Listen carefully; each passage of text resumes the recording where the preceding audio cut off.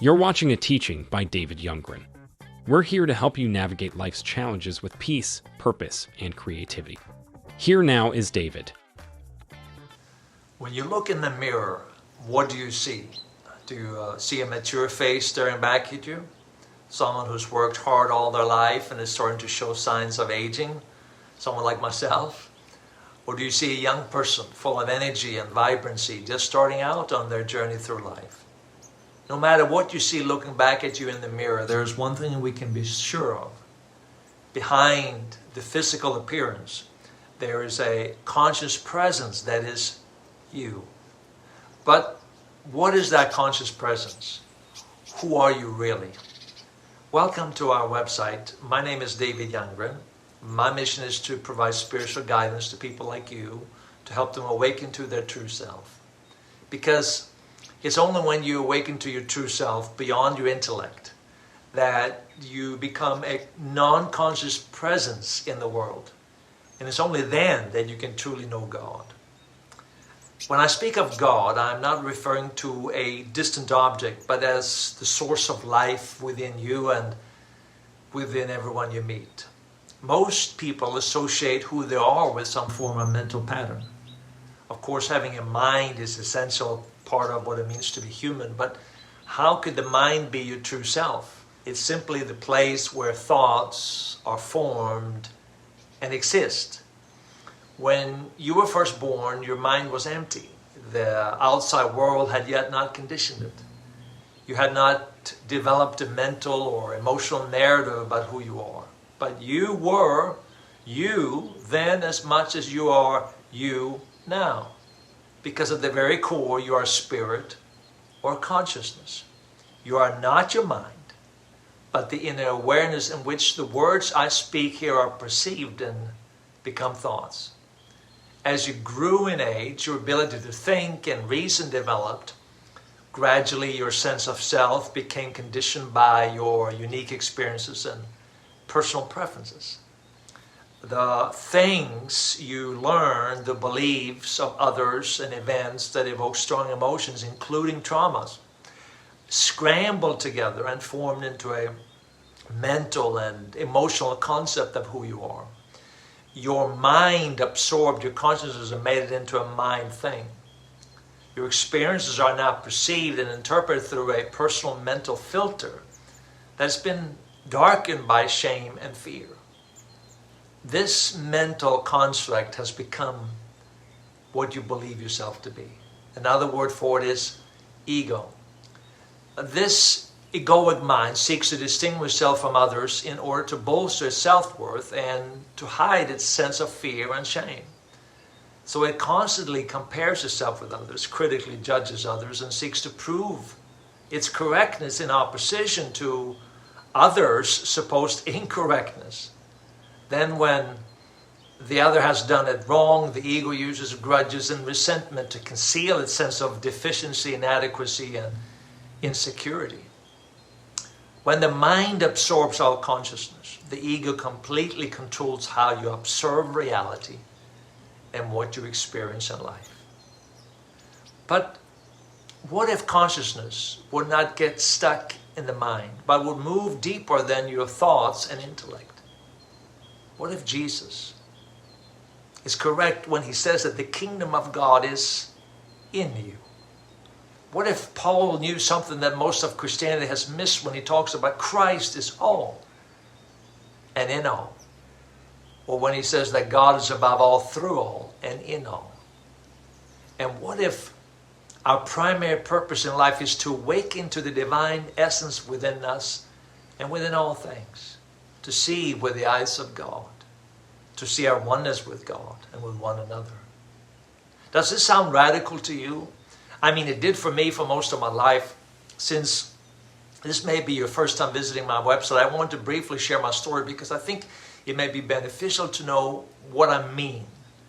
You see, I know I have little interest in the past and so and think about it. However, I realize that we're all naturally a bit skeptical.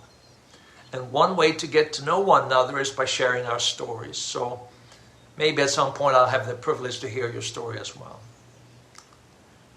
My first introduction to contemplation and meditation was in 2006.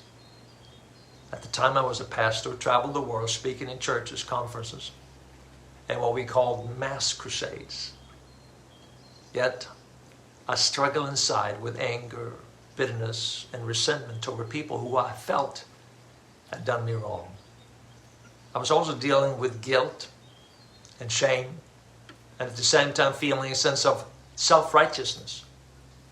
The year before, in 2005, I suddenly began experiencing excruciating cluster headaches to the point where I felt like someone was sticking a knife in my eye. No matter what I did, including seeking help from doctors and pleading with God to take the pain away, the agony only increased. Even prescription strength painkillers could not alleviate the intense throbbing. I felt hopeless and ready to give up.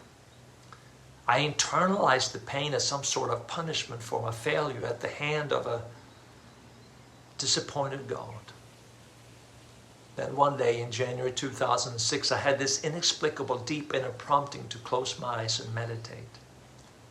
It was entirely outside of my comfort zone, but right there in my car I closed my eyes, and suddenly flashed before me was the scene of Jesus when he was being scourged and whipped. For a few moments, maybe a minute or two, I felt like I was there. As Jesus looked at me, I had this overwhelming sense of selfless love. It had nothing to do with me, who I was, or whether I was good or bad. It was just an awareness of love that transcended thoughts.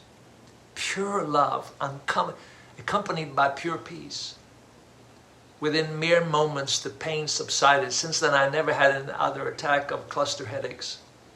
Now, sometime after this event, I began to meditate regularly on pure love. Love can feel vague and abstract, so I incorporated Jesus into my meditation. Since I was raised in the Christian tradition, Jesus personified love to me. I could identify with him. The story of his death and resurrection communicated both the purity and power of love. So I focused on the pure love in Jesus until I became aware of a pure presence within me. Something beyond my thoughts, dogma, or even religion. Just a pure presence, an inner alertness, aliveness, an awareness of being aware that then became aware of an inner presence. It's hard to describe with words because it was something beyond thoughts, an awareness of transcending life unlike anything I'd ever known or even felt before. I became conscious of indescribable, pure, and selfless love. I was no longer thinking, I was just aware of this incredible presence. And I realized that I'm not separate from God. My mind, driven by fear, had absorbed all my consciousness and hidden me from God. By God, whose essence is love, surrounded me, embraced me, and flowed through me. But not only me, but everyone. The entire universe. It was my mind that had alienated itself from the awareness of love. The evil and selfishness plaguing humanity were evidence of that fearful mind. However, fear is only an illusion of separation in the mind. The ultimate reality is that God is the one life that undergirds all reality. In God we live and move and have our being, as the Epicurean said. When the eyes of my heart were open to this reality, my health suddenly improved. There was a change in my attitude, and many insecurities and fears began to fade.